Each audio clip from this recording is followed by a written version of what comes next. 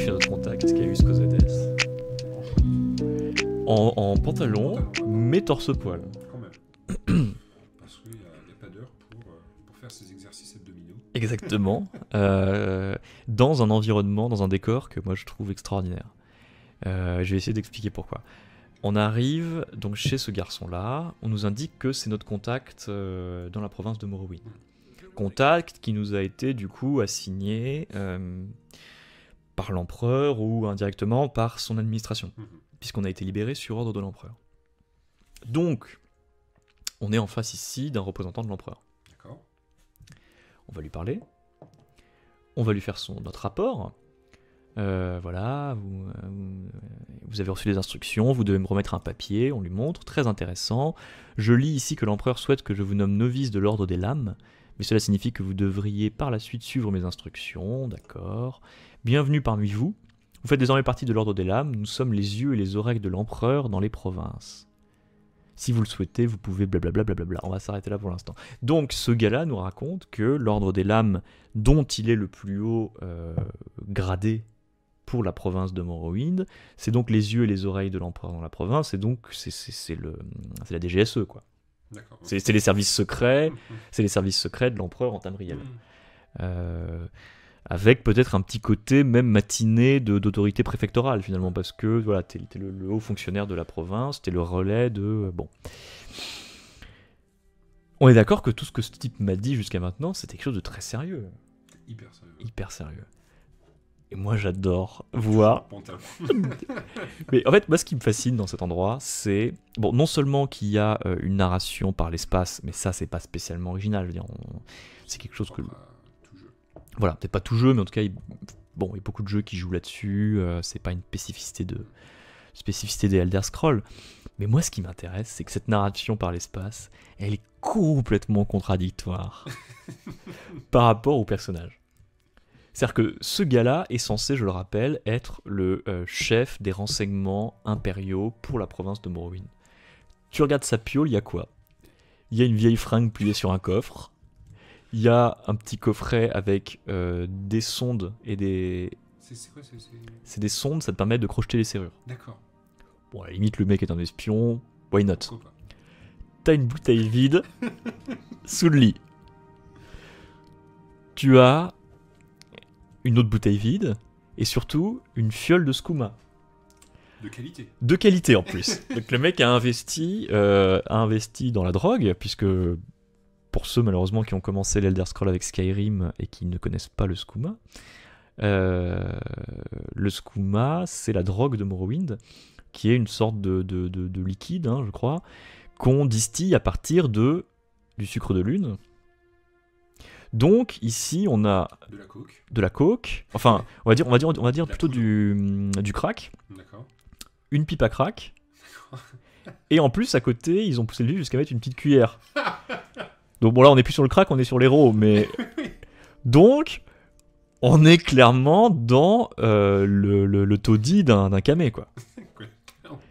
Le mec, il a ses chaises sont renversées, il y a une troisième bouteille sur la table. Je veux voir le titre du livre après. Ah, attends, le titre du livre, je sais plus ce que c'est.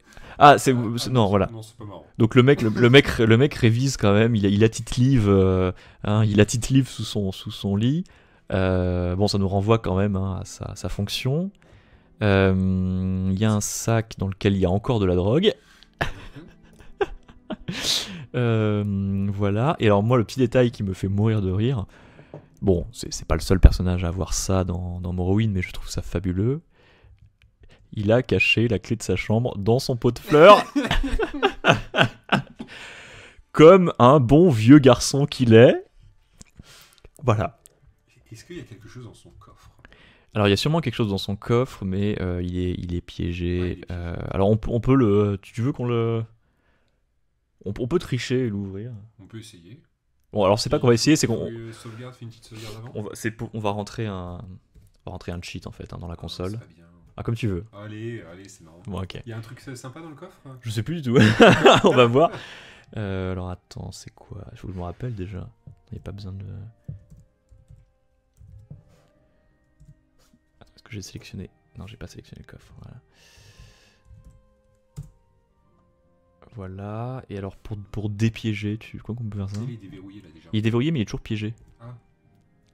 Bon, c'est pas grave, on va se prendre le. Ouais. On va sauvegarder, on va se prendre le piège. Ah, c'était une grosse baffe quand même. Bon, ça va. Qu'est-ce qu'il y a dedans? On a une épée courte impériale, d'accord. Ok.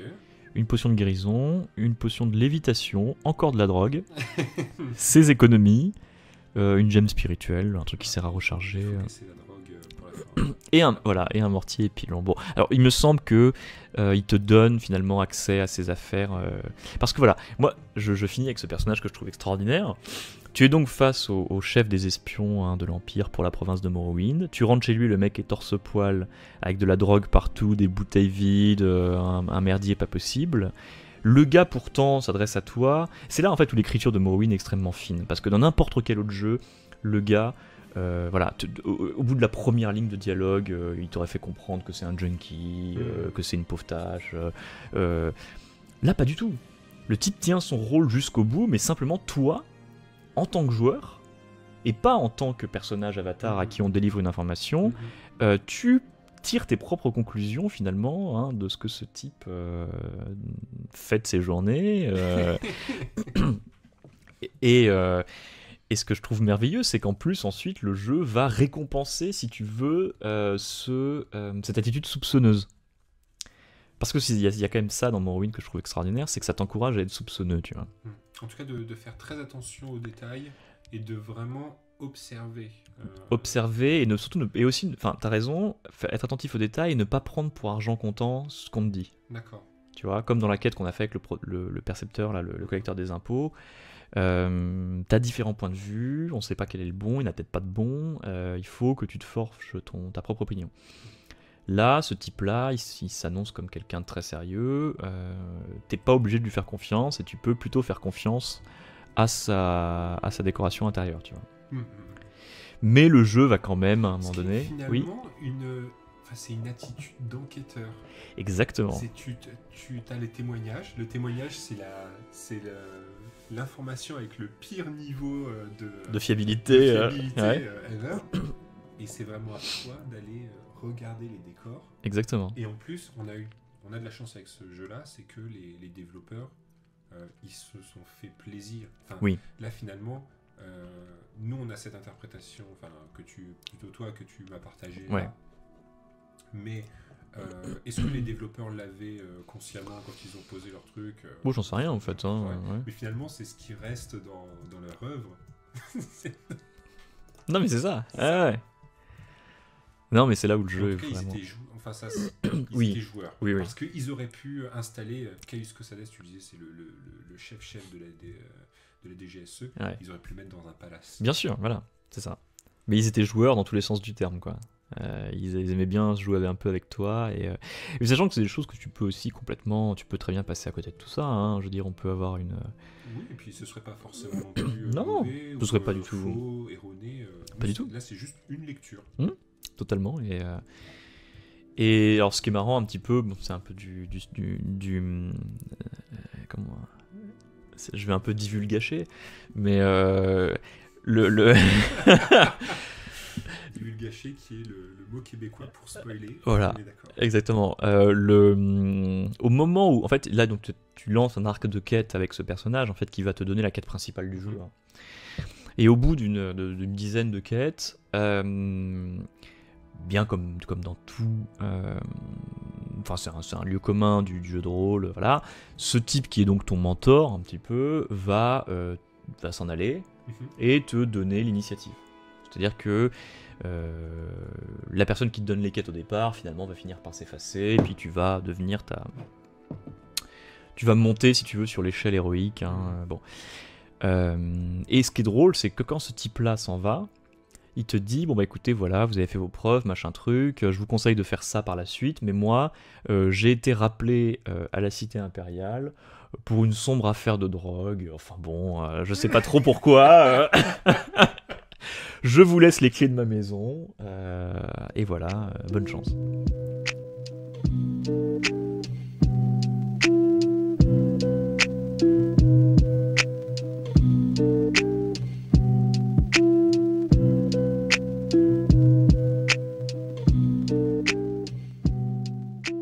à partir du sucre de lune. Donc ici on a de la coke. Enfin, on va dire plutôt du crack. D'accord. Une pipe à crack. Et en plus, à côté, ils ont poussé le vif jusqu'à mettre une petite cuillère. Donc bon, là, on n'est plus sur le crack, on est sur l'héros, mais... Donc, on est clairement dans le taudis d'un camé, quoi. Le mec, ses chaises sont renversées, il y a une 3e bouteille sur la table. Je veux voir le titre du livre après. Ah, attends, le titre du livre, je sais plus ce que c'est. Ah, non, voilà. Non, c'est pas marrant. Donc le mec révise quand même. Il a tite-livre, il a tite-livre sous son lit. Bon, ça nous renvoie quand même à sa fonction. Il y a un sac dans lequel il y a encore de la drogue. Voilà. Et alors moi, le petit détail qui me fait mourir de rire. Bon, c'est pas le seul personnage à avoir ça dans Morrowind, mais je trouve ça fabuleux. Il a caché la clé de sa chambre dans son pot de fleurs. Comme un bon vieux garçon qu'il est.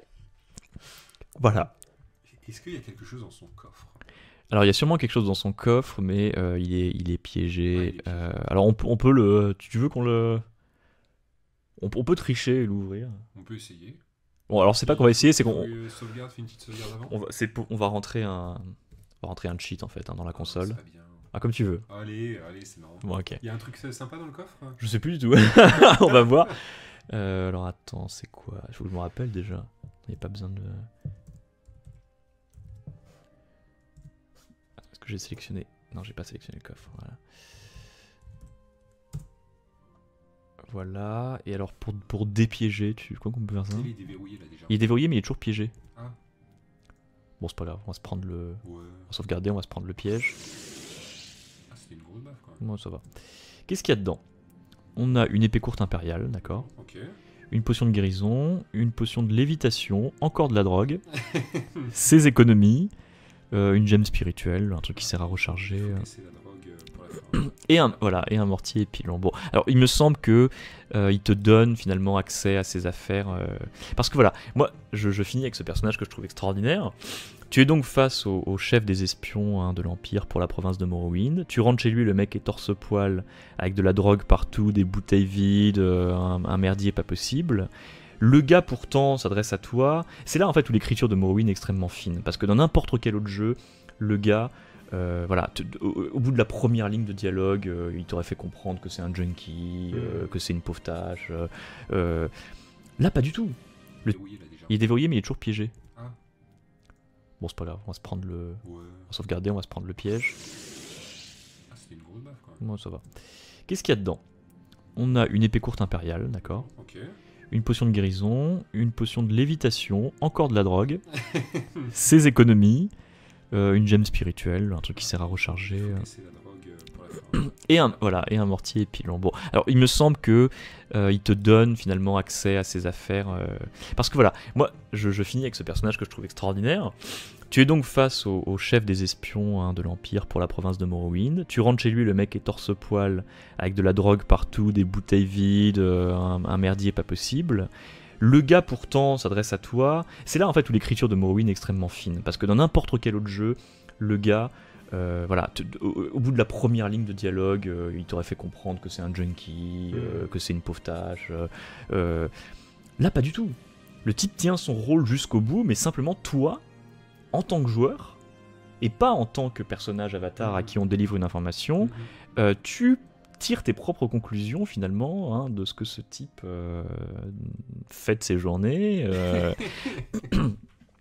Et ce que je trouve merveilleux, c'est qu'en plus ensuite le jeu va récompenser, si tu veux, cette attitude soupçonneuse. Parce que il y a quand même ça dans Morrowind que je trouve extraordinaire, c'est que ça t'encourage à être soupçonneux, tu vois. En tout cas, de faire très attention aux détails et de vraiment observer. Observer et aussi, enfin, t'as raison, être attentif aux détails et ne pas prendre pour argent comptant ce qu'on te dit. D'accord. Tu vois, comme dans la quête qu'on a fait avec le percepteur, là, le collecteur des impôts. T'as différents points de vue, on sait pas quel est le bon, il n'y en a peut-être pas de bon, il faut que tu te forges ta propre opinion. Là, ce type-là, il s'annonce comme quelqu'un de très sérieux. T'es pas obligé de lui faire confiance et tu peux plutôt faire confiance à sa décoration intérieure, tu vois. Mais le jeu va quand même, à un moment donné... Finalement, c'est une attitude d'enquêteur. Exactement. Tu as les témoignages. Le témoignage, c'est l'information avec le pire niveau de fiabilité, ever. Et c'est vraiment à toi d'aller regarder les décors. Exactement. Et en plus, on a de la chance avec ce jeu-là, c'est que les développeurs, ils se sont fait plaisir. Oui. Là, finalement, nous, on a cette interprétation, plutôt toi, que tu m'as partagée. Ouais. Là. Mais est-ce que les développeurs l'avaient consciemment quand ils ont posé leur truc Bon, j'en sais rien en fait. Hein, ouais. Mais finalement, c'est ce qui reste dans leur œuvre. Non, mais c'est ça. Ouais. Non, mais c'est là où le jeu est vraiment... Ils étaient joueurs. Oui. Parce qu'ils auraient pu installer Caius Cosades, tu disais, c'est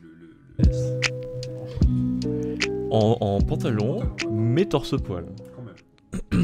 Parce qu'il n'y a pas d'heure pour faire ces exercices abdominaux. Exactement. Dans un environnement, dans un décor que moi je trouve extraordinaire. Je vais essayer d'expliquer pourquoi. On arrive donc chez ce garçon-là, on nous indique que c'est notre contact dans la province de Morrowind. Contact qui nous a été du coup assigné par l'empereur ou indirectement par son administration, puisqu'on a été libéré sur ordre de l'empereur. Donc, on est en face ici d'un représentant de l'empereur. D'accord. On va lui parler, on va lui faire notre rapport. Voilà, vous avez reçu des instructions, vous devez me remettre un papier, on lui montre, très intéressant. Je lis ici que l'empereur souhaite que je vous nomme novice de l'ordre des lames, mais cela signifie que vous devriez par la suite suivre mes instructions, d'accord. Bienvenue parmi vous, vous faites désormais partie de l'ordre des lames, nous sommes les yeux et les oreilles de l'empereur dans les provinces. Si vous le souhaitez, vous pouvez blablabla, blablabla. On va s'arrêter là pour l'instant. Donc ce gars-là nous raconte que l'ordre des lames, dont il est le plus haut gradé pour la province de Morrowind, c'est donc les yeux et les oreilles de l'empereur dans la province, et donc c'est la DGSE, quoi. D'accord. C'est les services secrets, c'est les services secrets de l'empereur en Tamriel. Avec peut-être un petit côté même matiné d'autorité préfectorale finalement, parce que voilà, t'es le haut fonctionnaire de la province, t'es le relais de... Bon. On est d'accord que tout ce que ce type m'a dit jusqu'à maintenant, c'était quelque chose de très sérieux. Hyper sérieux. Hyper sérieux. Et moi j'adore voir... Pantalon. Mais en fait, moi ce qui me fascine dans cet endroit, c'est... Bon, non seulement qu'il y a une narration par l'espace, mais ça c'est pas spécialement original, je veux dire, c'est quelque chose que... Voilà, peut-être pas tout jeu, mais en tout cas, il y a beaucoup de jeux qui jouent là-dessus, c'est pas une spécificité des Elder Scrolls. Mais moi, ce qui m'intéresse, c'est que cette narration par l'espace, elle est complètement contradictoire par rapport au personnage. C'est-à-dire que ce gars-là est censé, je le rappelle, être le chef des renseignements impériaux pour la province de Morrowind. Tu regardes sa piole, il y a quoi ?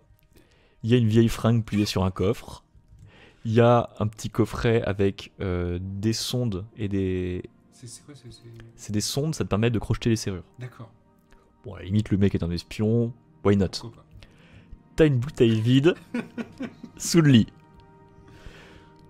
Tu as une autre bouteille vide et surtout une fiole de skouma.